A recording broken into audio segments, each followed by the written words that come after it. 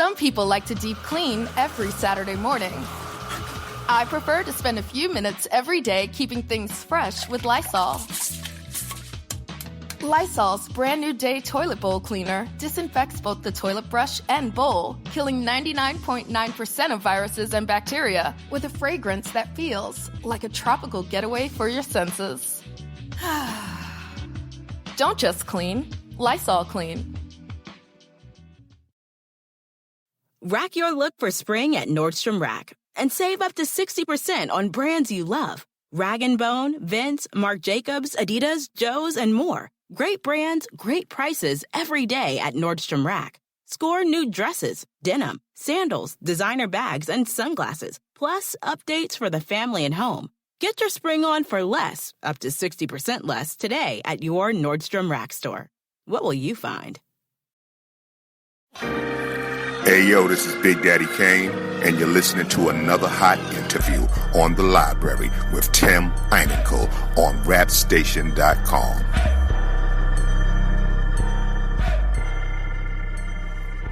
On January 6, 2017, my next guest released his fourth studio album, one day before his birthday.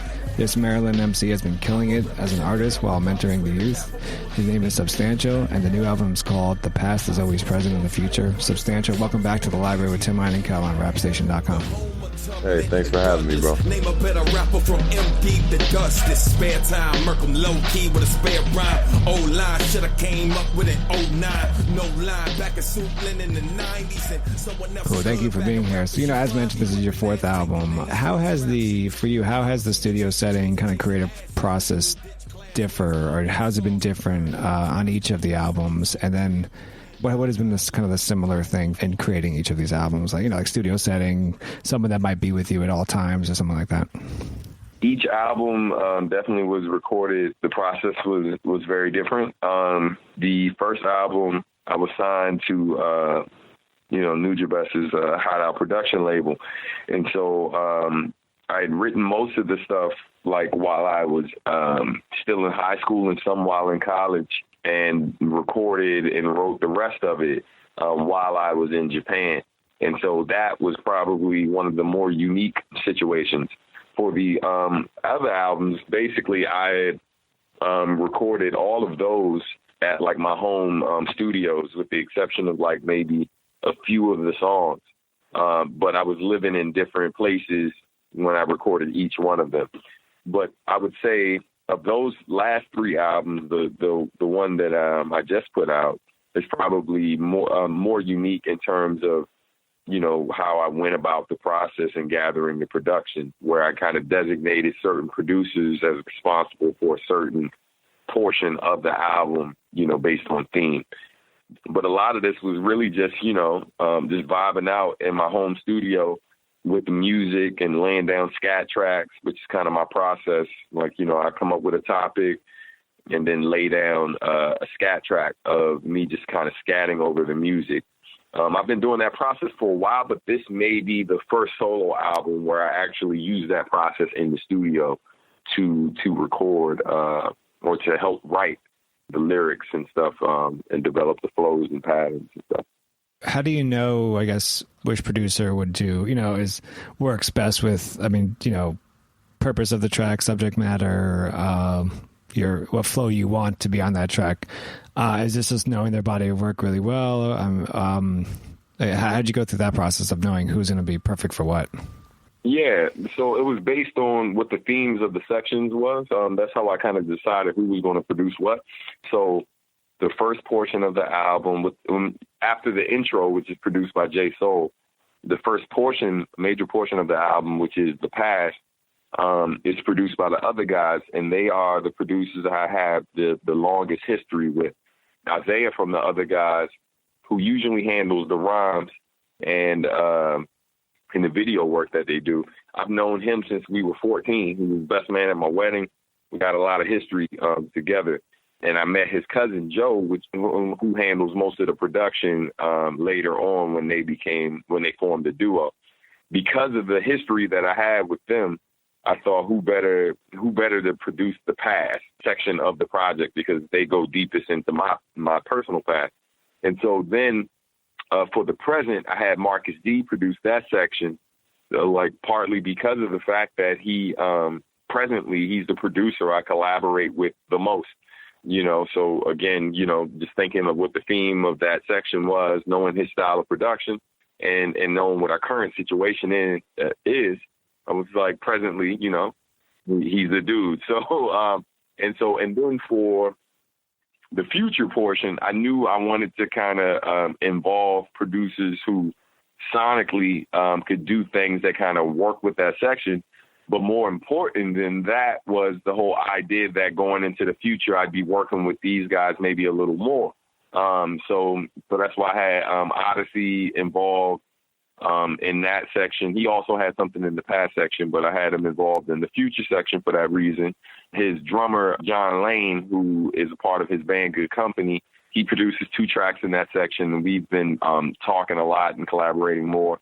And then Ginsu Dean, who ironically has a throwback sound, but that beat that he made, it made me think of like when you watch the Jetsons or something like that, where it's from a era, it's a bit of a throwback, but it deals with the future. So it's kind of, you know what I mean? Like I thought sonically that made sense. And then for the final section, that was produced by Algorithm. He did that entire section.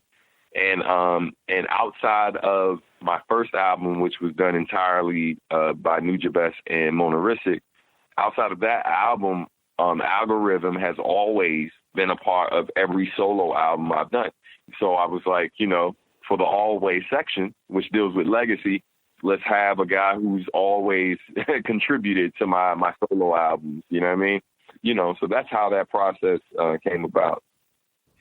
Overall for you, what was your kind of, just before we go into some tracks of the album, what was your overall goal of this album? With the title being The Past is Always Present in the Future, the album really deals with legacy and us not forgetting like our roots, no matter like, how badly people want to kind of separate themselves from the path that we had to travel to get to where we are or get where we're going.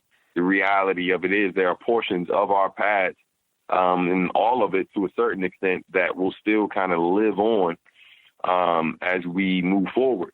And so I knew that I wanted to make music that really spoke to that and captured those moments and really, in a way kind of spoke to what my legacy as an individual would be, but then also what I hope that the legacy of our people would be as well. And so I, as far as how I feel about in terms of me being able to capture that, I think overall, man, when I finally stepped back and listened to everything, when everything was done, because it was about a 2.5 year process, I definitely feel as though it conveys that. I mean, that's been the response kind of speaks to that as well, like in terms of people really seeing the whole full circle, like kind of happen right in front of them. So that's why the album cover as well has that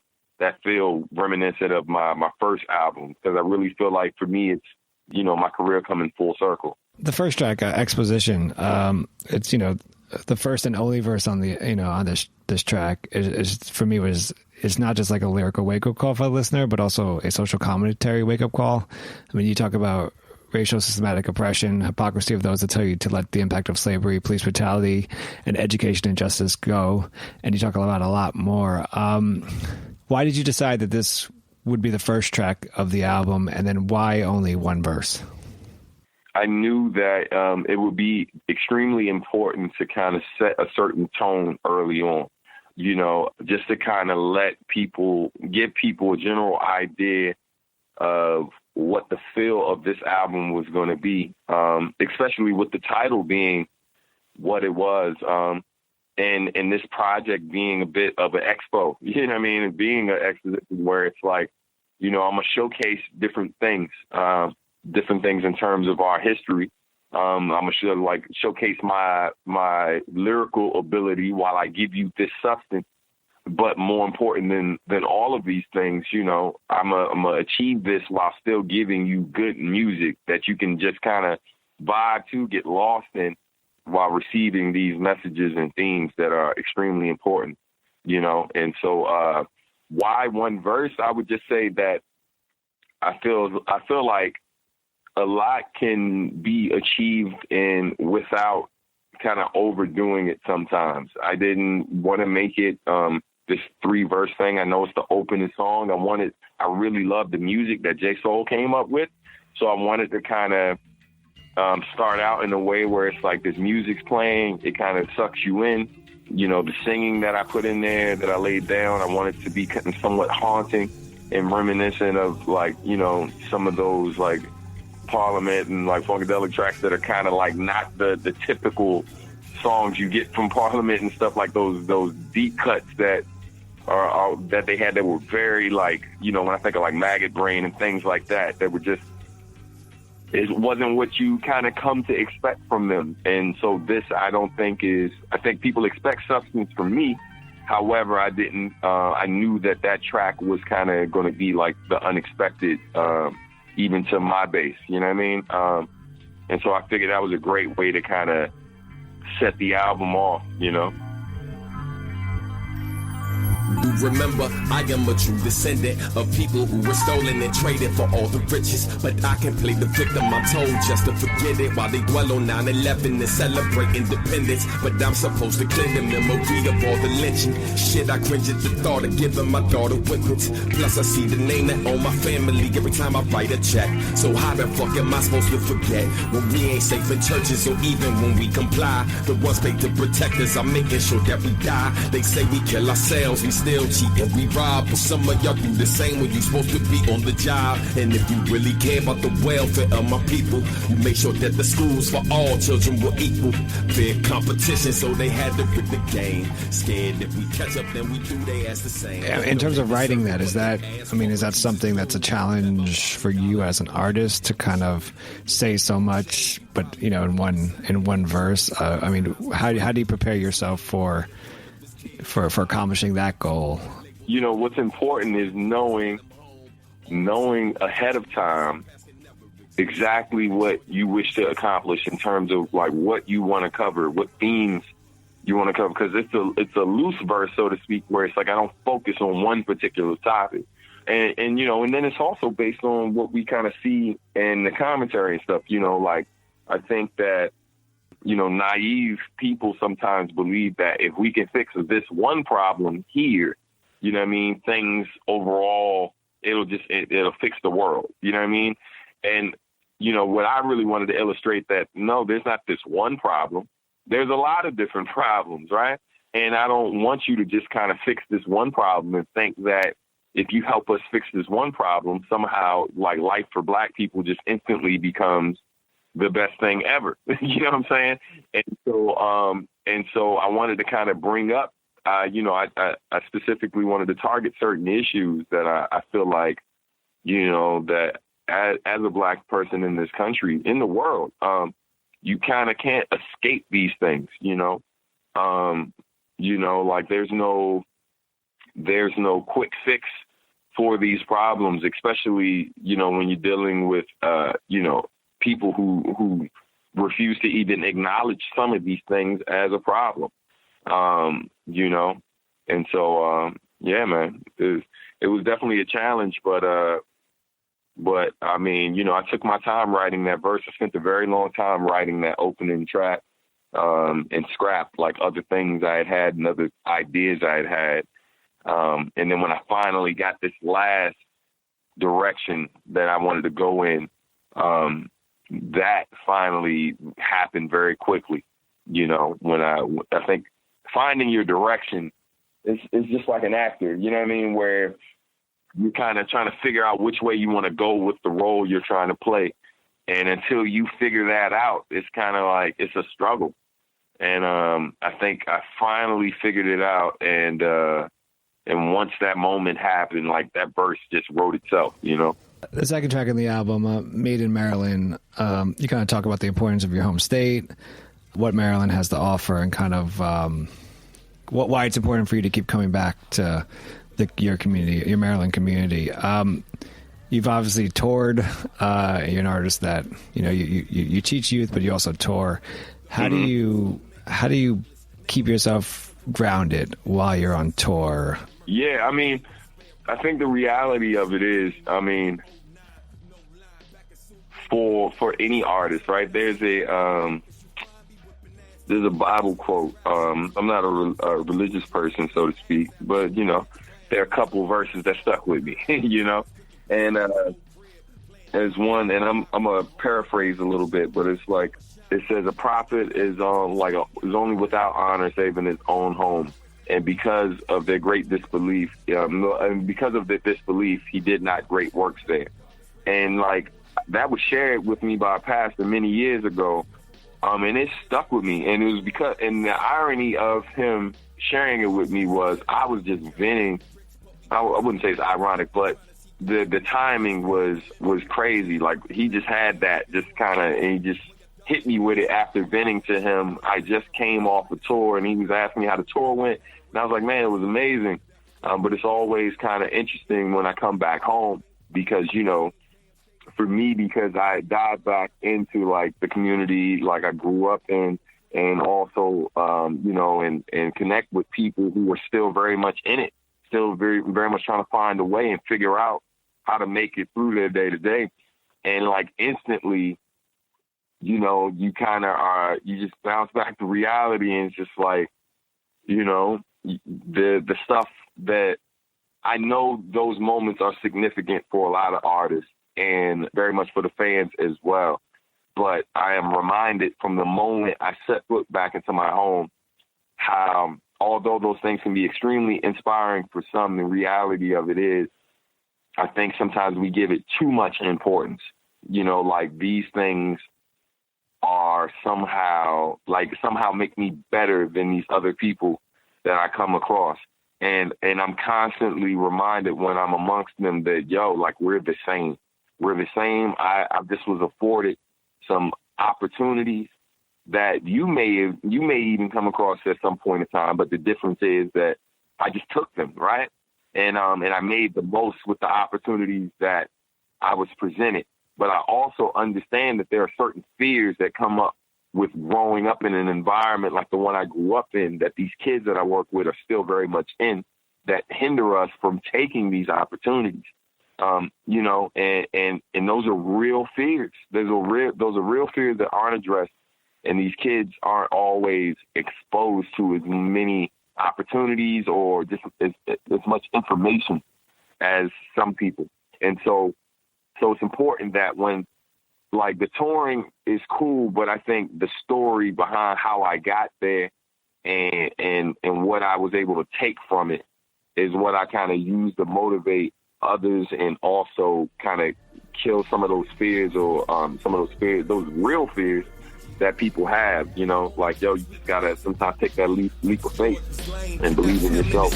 I'm a PG king, it's a PG thing. This for Godzilla, OGC King, Joe D, Steph Hive, and my Baltimore team. That's my man J Soul and the young homie Green. Damn, my friends are dope, yeah, we really rap. Fans been losing hope, I'ma bring it back. Stan has been dope since Pitty Pat, kick, ball, jump, rope, and high. You talked about the kids you work with, and kind of seeing the obstacles that are happening there, with them, and how you try to work with them and get them over those obstacles. And there's a few things I want to talk about. 2 tracks, No Turning Back 2.0, and Wish You Were Here. But before that, I want to talk about the MLK Big Dream 2.0.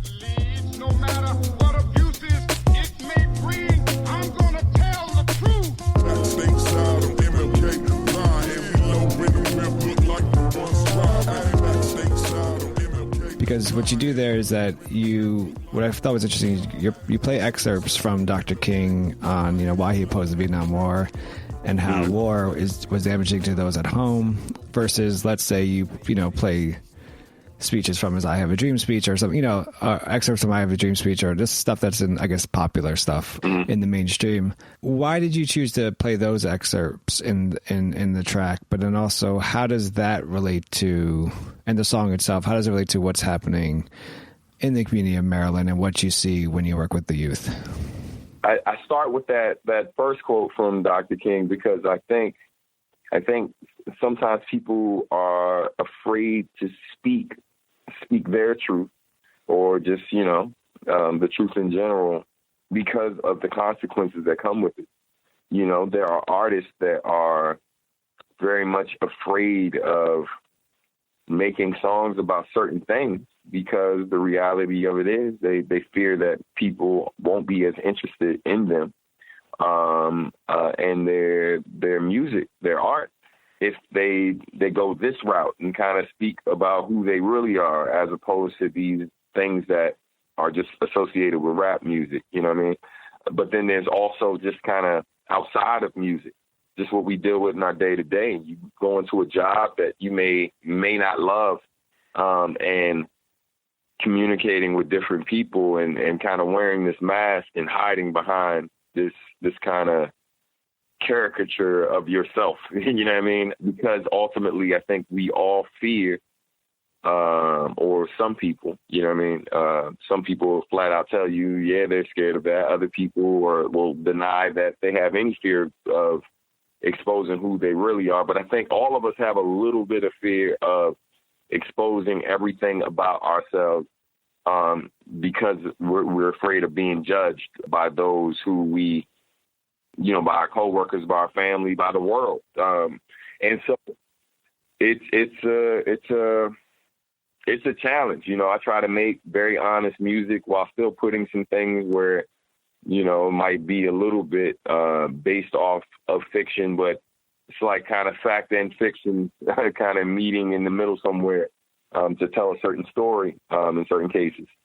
And so with the second quote, dealing with war, is doing a great deal to destroy the lives of thousands and thousands of my brothers and sisters. We are dying physically, and the other thing is that we are dying spiritually and psychologically in disproportionate numbers at home in the ghettos. And I think the war itself accounts for our constant spiritual and psychological death here at home. I always find it interesting that, people are so like gun-ho about supporting the troops and how, we need to honor them and we need to do this, that, and the third, where it's just funny when I think about how we go so hard for them, when they're going to war. But the reality of it is the results when they come home, right?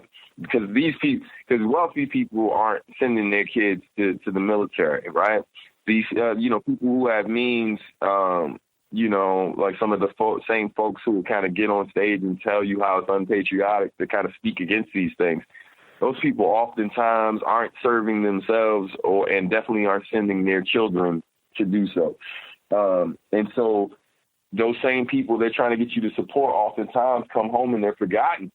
And oftentimes, they're members of a disenfranchised group of people, or just the lower class. Period. The people who are just kind of they're doing this not always or 100% because of the fact that they want to fight for their country, but also because I need a job and I can't get anything else. And so I think, war and being a part of the military and stuff like that and all these things have these consequences that some people just kind of turn a blind eye to. And it's just funny to me where people are always trying to get you to support something when they themselves don't support them after the work has been done. And they're just forgotten. I mean, okay, there's some benefits. You get free food, you know what I'm saying, at some of your favorite restaurants on some days. And maybe you get to check out a football game and this, that, and the third, but you can't get quality health care. You know what I'm saying? When you're probably going to, that's probably far more important than anything else after what you've seen and the effects that it has on you mentally and the physical trauma that has happened to you as well. That's arguably the most important thing. Like, you know, along with job security, the whole reason why some of them went into it to begin with. You know, it's just, it's funny to me, man. It's laughable. It's extremely sad as well, you know? And so those were quotes that we don't necessarily hear from him that maybe should be thrown in the mix because, you know, people love to kind of paint MLK how they want to paint him and love to kind of throw him up in the mix when we're talking about, you know, the issue of the day and kind of using him as a way to get people to pacify their anger. And, you know, I just wanted to kind of, you know, paint it in a different light. You're an artist that is, you know, you cover, and obviously with your lyrics, you cover an array of subjects, and you kind of talked about it earlier about getting an artist that you also you get personal in your music. Right. And you do that on this album with, I think two of my favorite tracks are No Turning Back 2.0 and Wish You Were Here. Mm-hmm. They're both just like extremely personal songs. Wish You Were Here is about is a heartfelt track about your late father, and please, Pop, still miss you. Want you here, but I'm in no rush to visit you. I've been doing my best with this hand that life dealt. Mama held it down, and that money you left helped. I give it all back just so I can chill with you, get some guidance in these troubled times. Would I love to build with you, family, friends passed on. I hope they're there with you. Some good ones came along. And No Turning Back is also an extremely personal song. In my rear view, fast living and fast women that I went through, like underwear and dirty linens. I get hit to the ways of a player, wanna be pimping, breaking curfews and heart splitting like politicians. I know, so cold. Tough to never love them, yet we act like hoes. See, got chose. Can you just, for No Turning Back, can you tell the listener who this is about and kind of the writing process that went into creating this song? So I knew that in the first two verses, there's a whole lot of, you know, reflection happening where it's, you know, I'm thinking about like the man I was versus who I am now. And just trying to come into grips with the fact that there are some people out there who prefer old you versus new you.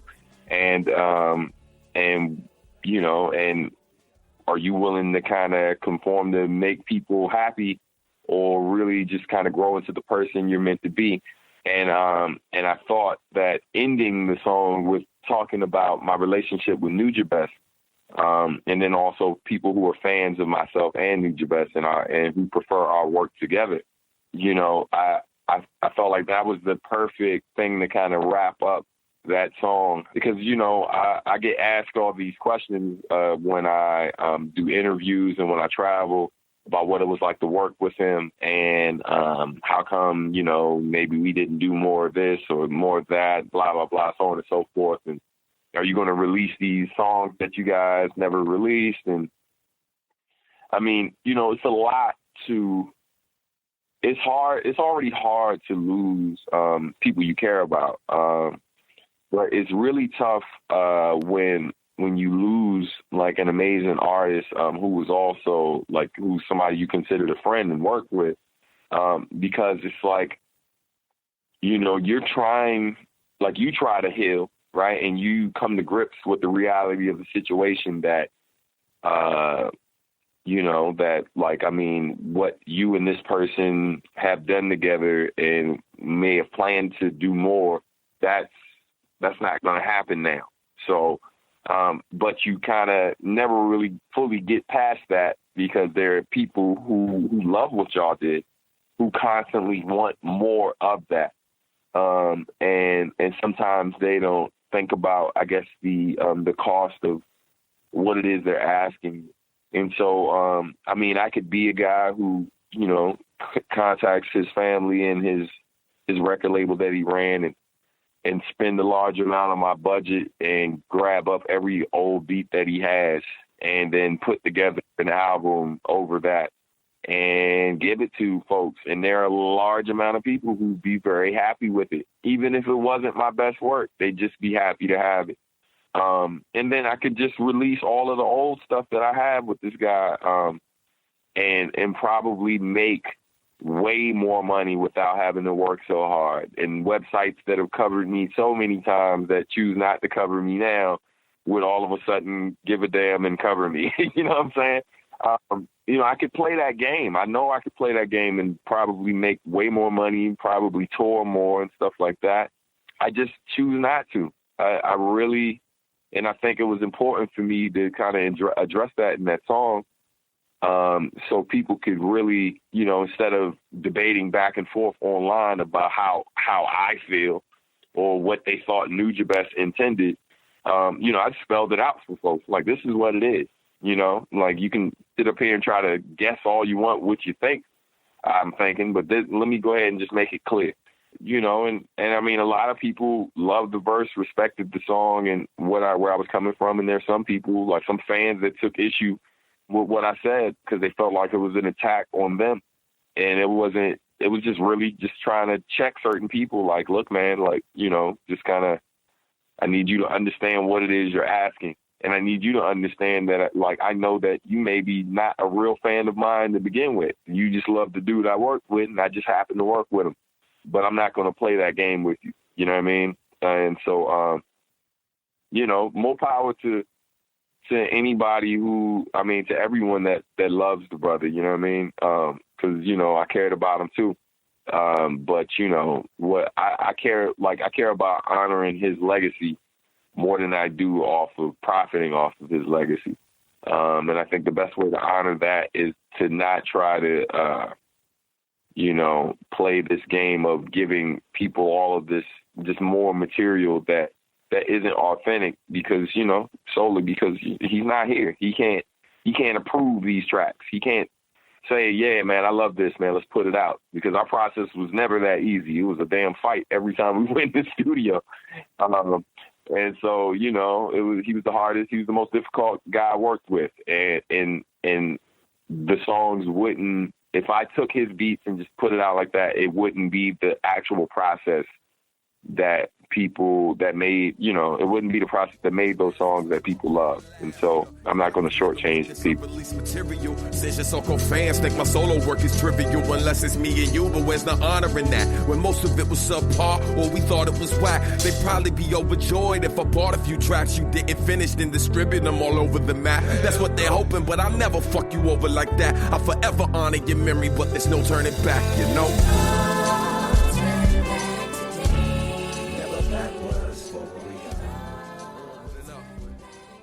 As far as Wish You Were Here, really with that, man, I just wanted to do something to honor my dad's memory, that was honest about, he wasn't this perfect man, which I kind of state on the Subway as well, like where I talk about like my mom and why she ultimately, her and my dad split.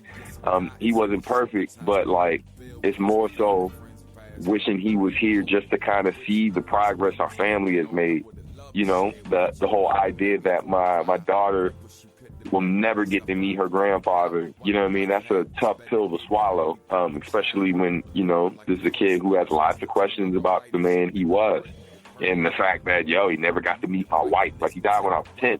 So there's so many accomplishments I've had in my life and so many achievements and just things that, truthfully, I just didn't think I was going to live to even see for myself. And that, you want the people who had something to do with you being here to be a part of that, man, and be able to kind of take pride in that. I'm just lucky that my mom has lived as long as she has, because, I'm no spring chicken. You know what I mean? Hey, we're the same age. Come on. Right. Well, we're virtually dinosaurs in this business at this point, Right. You know what I mean? But I'm just, man, I'm honored. I'm happy. I'm super happy that my mom has been able to kind of see all of this. But I'd be lying to say that I don't think about my dad a lot and how I wish he could have seen like half of the stuff I did. I've done. And, you know, especially knowing, too, that, like, man, he wasn't the most supportive dude either, man. Like, I mean, this is a guy, I mean, I went to art school and everything, and this is a guy that told me I couldn't draw. So, you know, like, you know what I mean? That was, you know, that's some traumatizing stuff to tell a kid where this is the thing that you've decided you're most passionate about, because this is before the music. And so a lot of what I accomplished in my life was me doing stuff in spite of what I was told. Same thing with the music, man. Like, you know, I wasn't getting all of the support in the world when I first started out.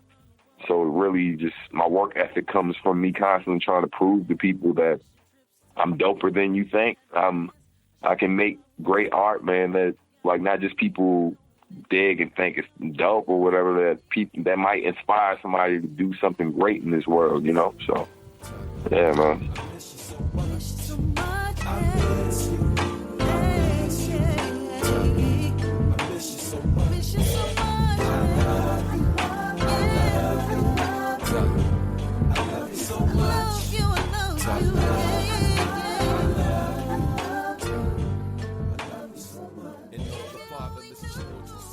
Speaking of, I mean, the Subway, produced by Marcus D. For me, had two meanings, I imagine. Subway as in trains and transportation, but then subspace way as it's spelled out. It kind of seems like it was in which it's the quote unquote substantial way of doing things. Can you talk about the role that the New York City subway system, but also the Metro, DC Metro system, has played in your personal life, but also as your life as an artist? And for listeners, what is the substantial way? You know, the trains, man, they like that subway system, both in New York and the DMV, connected you to so much. Like, you know, when you go to like very poor neighborhoods, like people who struggle, you know what I mean, just kind of. Like, you know, you realize that they are limited in certain experiences. Not all, but they are limited in certain things. And so I remember I didn't, like, in the DMV, I hadn't gone to Georgetown until I was, like, damn near 21, I think. You know what I mean? I think I was, like, in my early 20s the first time I went to Georgetown. So I didn't realize that places that nice that weren't government buildings existed in D.C. You know what I'm saying? Like, I didn't know about that neighborhood. I heard about it. I knew about the college only because of the basketball team. But I had never been myself until, like, I'd lived 20 plus years before I'd been to this place to see that, like, damn, this is kind of nice. Oh, this is how folks live over here. You know what I'm saying? And I realized the same thing when I was living in New York. Like, when I was working with kids in Brooklyn, like in Brownsville and Bed-Stuy, and I'd be talking to these kids and realize that, some of them hadn't even been to, like, Manhattan. You know what I mean? Like, for real. Like, barely been outside of their area in Brooklyn. Like, seriously. And I thought about that as an outsider, as someone who lived in Brooklyn for 10 years, where, like, I was like, damn, man, I've been all around this city, like, all over the place. Like, I came here with the passion to make sure I got the most out of living in this city. You know, I've, like, been to every borough, you know, like, performed in every borough, met, like, different cultures, went to the whole, you know, hung out in Chinatown, went to the deep parts of Chinatown where you actually feel like you're in China. You know what I'm saying? Because I'm like, at some point, you stop hearing English and stop seeing signs in English. You know what I mean? You know, I've done that. I've gone out like Jackson Heights and went to, like, you know, certain restaurants and kind of was having that whole, like, experience of, like, feeling a little closer to the Middle East and Southern Asia, you know what I mean? By, like, being in these communities. And I realized how connected that system that allowed me to get around and go to these places, that freedom to connect with all of these different cultures, man, and to kind of get out and learn about, you know, other folks, and just feel more connected. And I think that, you know, like, the subway, in a sense, the path It's really about like the path that I've taken to kind of get where I am. And I couldn't get where I am without that ability to kind of reach out and connect with these different people, these different cultures. Like I couldn't have grown into the man that I am without the ability to do that and the freedom to do that. And so, yeah, so that's what that song, is really about for me. And acknowledging the fact that I'm sharing my story with you, but it's not so that you can go out here and try to take the same path I took. It's just like, yo, this is just how I got here. Because you meet people who always want to know how you got to where you are. And I'm like, look, here's my path. You know what I mean? Now, there are certain things from my path that you can clearly and obviously take for yourself, but just recognize the fact that our paths are not going to be identical, you know? A Black of All Trades, you spit, this is for the chance takers. Gave us lemons, now we lemonade makers. Don't let any man break you. Who is this track written for? So Black of All Trades is very much a track that is for people like myself who met obstacles along the way and people who told you weren't going to be able to do certain things. You're not going to be able to do this. You can't be good at more than one thing. You're going to have to pick this one thing and do that. And, and don't pick the wrong thing because, you looking the way you do and you being from where you're from, you're definitely not going to be able to do that thing. And you're sure as hell not going to be able to do more than one thing. So it's really for the people who fought through that, and the longer I live, the more people I meet who understand what that feels like, man. Like, this whole, you just happen to have something, you're lucky to have something you're passionate about, and you're super lucky if you got a few things you're passionate about, but you still have these obstacles of getting through that day-to-day, those day-to-day challenges and those naysayers and and then real systemic issues or whatever that are put in place to make sure people like you don't accomplish a fraction of what it is you're dreaming to accomplish. And, it's for people like that, man. On No Better Time, I'm trying not to destroy your words. You spit 50 minutes of fame, eternally forgotten, or try to live forever are your options. Is this advice that, so I read this, I automatically thought, okay, this is advice for, those one-hit wonder artists that are, trying to just, be the, one hit and they're out, right? Right. Is this advice for them, or is this advice that you could give anybody in any path they choose in their life? Yeah, absolutely. I think, I'm never really just talking to rappers. You know what I mean? If ever really, I might make references to different things, but the reality of it is that's a real choice I think we all have. Like if you're a person who is coming from a situation that may not financially be the best, you're trying to get out of that situation. But then you have some choices. Like, do I want quick solutions? Do I want to kind of be this person that is like that makes it really fast? Because, I feel like my situation is the worst thing ever. So I want to blow up tomorrow. You know what I mean? But we see it all the time where these people who do that, they go away as quickly as they got here.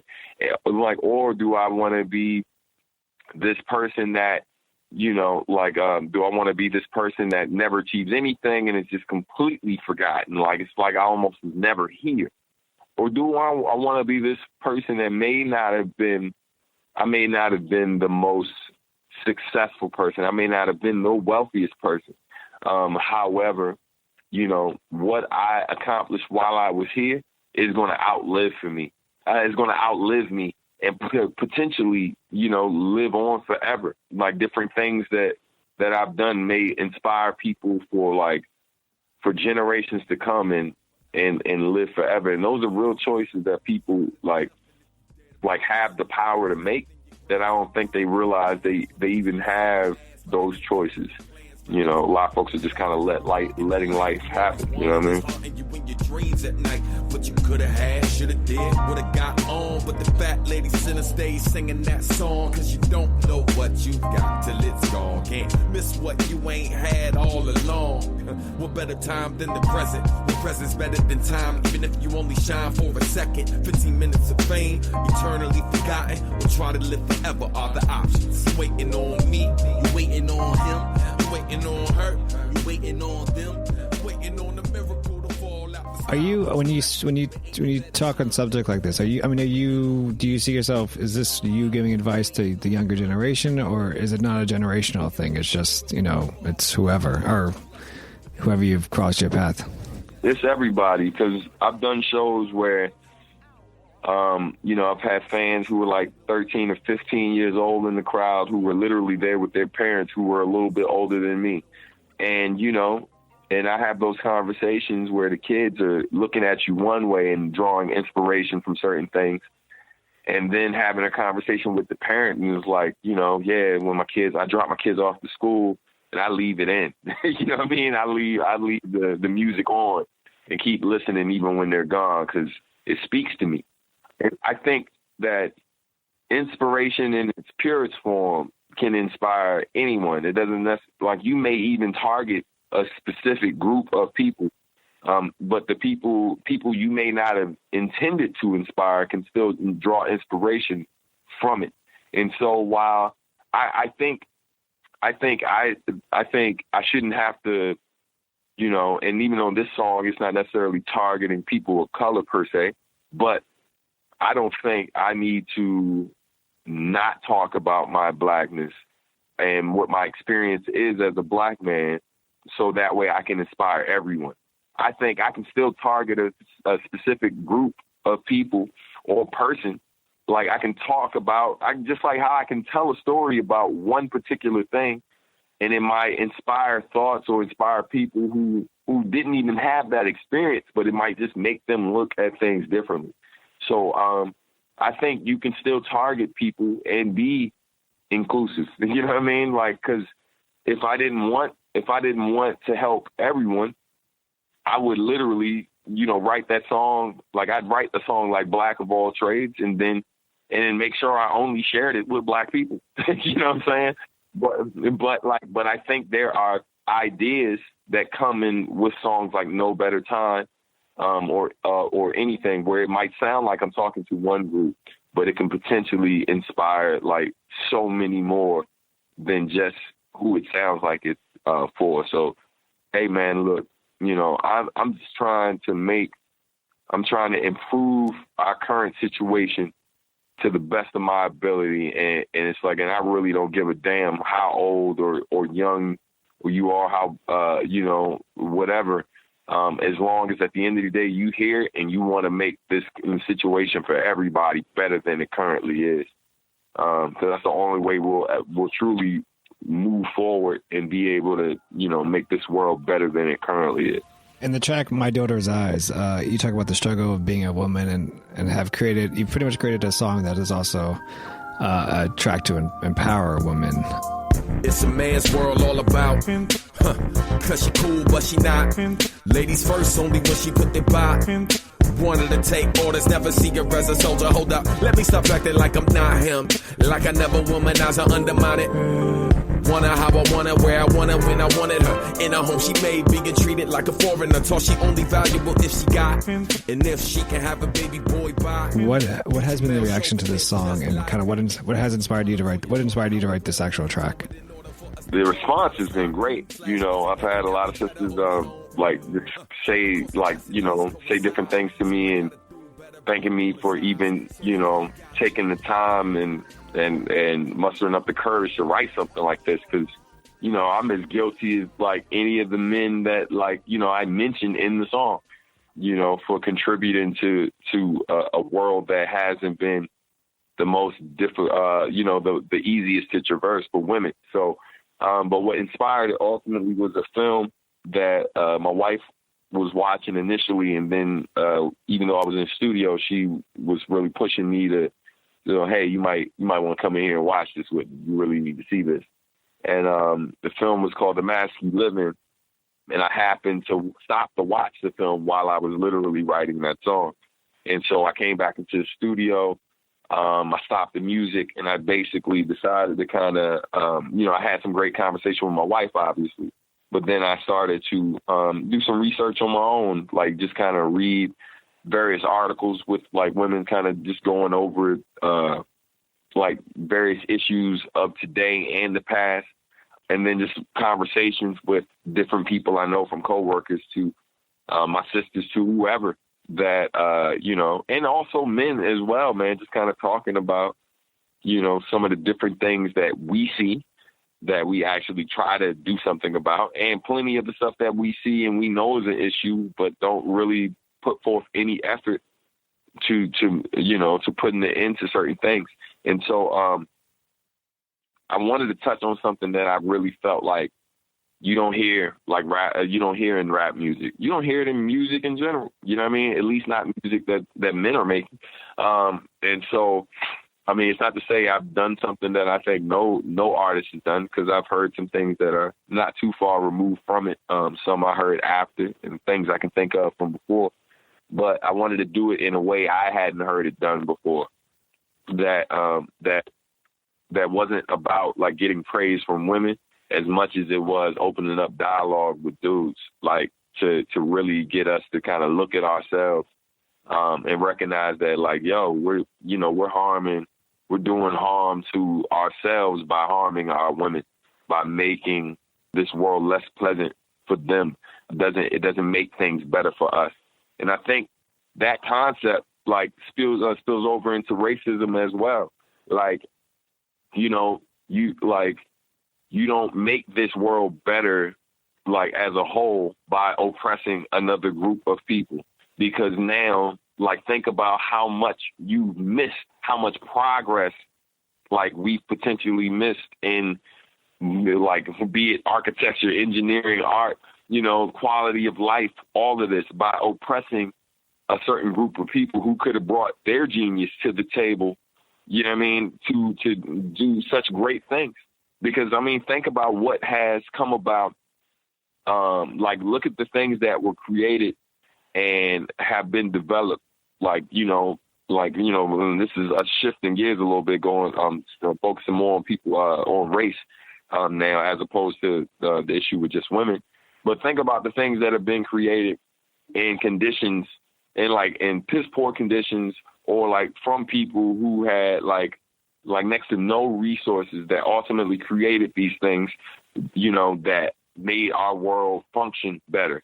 And imagine what they could have done had they had more opportunity and more resources. You understand? So, and how far along we truly be had these things not happen. And then some could argue too that, and this struggle is part of what created some of these things that we came up with. You know what I mean? Like, sometimes you can't invent something without first having a problem. So, I mean, there's that side to it too. But I truly believe that we could be like a lot further along as a world, or as a people, like if we kind of get off this idea, get off this way of thinking that I can't be successful if this group of people are getting the same opportunities as me. Like if somehow, like, us taking away some of the things, by paying women more, like, you still can't, like, be successful and get a good paying job. Like, that's stupid. You know what I mean? And that only makes sense if you're just a lazy person who refuses to kind of do what needs to get done to put yourself in a certain position. Yeah, basically, it sounds like a person who's afraid of competition. You know what I mean? And I think that speaks more to the lack of real character and ability and confidence in what a group of people can do, as opposed to like being a real, like this real thing. I feel like I mean, you get what I'm saying. I'm trying to drag it out too long, but yeah. We've spoken about some of the lyrics on the tracks of this album. But when you go to each page with lyrics, each lyric page on the like Bandcamp, your Bandcamp page. There are quotes at the beginning, at the top of the lyrics. You quote James Baldwin, Tubman, Goldie Hawn, Chris Rock, Big Daddy Kane, Sonia Parker, just to name a few. Turning back to your writing process, do the quotes inspire the mission of the track, or kind of does when the track's completed, does that inspire what quote is you lead into the lyrics with? In most cases, the quotes were kind of like found after, and like I'd be like, you know, for instance, I was at the museum, the African American Museum here in DC. That song had already been written, but then I see this quote on the wall. I was like, man, that is like the perfect way to sum up what this song is about. You know what I mean? And so in a lot of cases, that's what the quotes are. They're kind of like a sum, like just a quick summary of what this song really is about. In some cases, like a song like Follow the Master, where Big Daddy Kane, his line, I work like a slave to become a master. And that quote, that idea is very much at the core of the inspiration of that song, you know, where it might seem like a very surface level song in terms of the other content on the record. But really what that song is about is for the vocal part of this hip hop world, right? Our MCs, our rappers, our lyricists and all of that.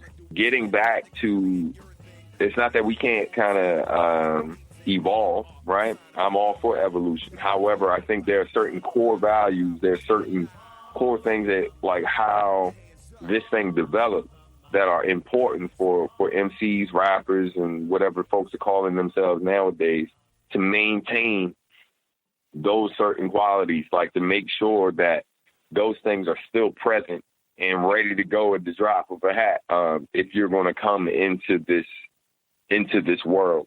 And so, and that stuff all requires like people to do work, people to do research, people to develop themselves, to constantly to develop themselves, and never really feel like, because I think even if you master something, you can still learn. You know what I mean? So it's not to say like, yo, I'm a master of this and there's nothing else for me to learn. Like, nah, I've mastered this particular thing, but there are certain sides of it that I still can improve on. And so, and that's where, you know, why I love, that's what from a quote that's so simple, I work like a slave to become a master, from Big Daddy Kane. That's my, like, when I hear that, that's my takeaway, you know? And so that song in particular is really like for those artists or whatever, just to kind of push them to like, yo, this is what this is meant to be. And these are some things that I like that will forever hold true. And I think all of us should be working toward. And so all of those different quotes connect to those songs, in a similar fashion. Songs like PTXD, where the quote for that one, I just happened to be watching Arsenio Hall, like when he had his reboot and it came back, and I was watching the LL Cool J interview, and he just says that, man, and I'm just like, oh my God, like that quote was so powerful, man. You know, don't let your past hold your future hostage. It's just like, oh my God. You know what I mean?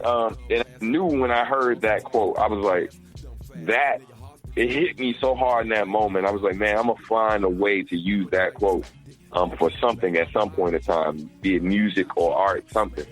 And so when I wrote PTXD, I was like, man, I wrote it in there. It was like, don't let your past hold your future hostage. That's LL, not me, you know? And, you know, I mean, we constantly see that happen to us. Like, it's important for us to remember our past, but our past doesn't have to control every aspect of our future, you know?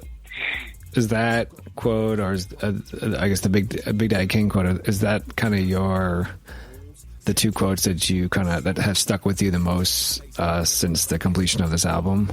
Or is there like a different quote that you kind of just always fall back to? Yeah, I mean, the James Baldwin quote is probably the one that stuck with me the most. That's why, like, the photograph that I took of the quote, that's why I put it in the album cover, you know, because I feel like it's kind of his quote is a longer way of stating like what I'm pretty much stating in the intro. Well, no, pardon me. His quote is like a longer way of stating what the title of the album is pretty much saying. He's saying it with much more detail and way more eloquently because it's James Baldwin. You know, he's the man. So, you know.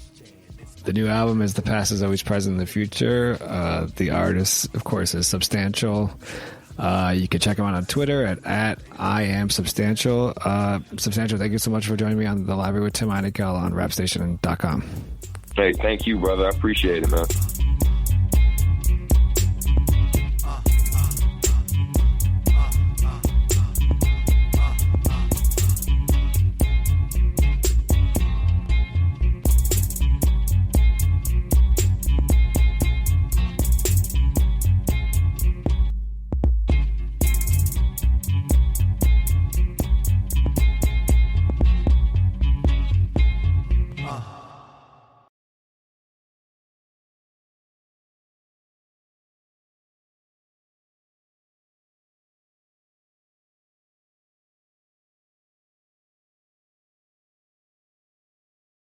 Just in and so good. Thousands of spring deals at your Nordstrom Rack store. Save big today on new arrivals from Kate Spade New York, Nike, Sam Edelman, Free People, and Madewell, starting at only $30. Great brands and great prices on dresses, denim, sandals, designer bags, and more. So rack your look and get first dibs on spring styles you want now from just $30 at your Nordstrom Rack store. What will you find? When your space has the long-lasting, noticeable scent of Airwick Vibrant Scented Oils, it'll be the spot for everyone. From book club to game night, the kids can even host their friends. Whoa, it smells amazing. Airwick Vibrant Scented Oils are infused with 2 times more natural essential oils versus regular Airwick Scented Oils for our most authentic, nature-inspired fragrance experience. Transform your space with scents like white sage and mahogany or lavender and water lily. Now that's a breath of fresh Airwick.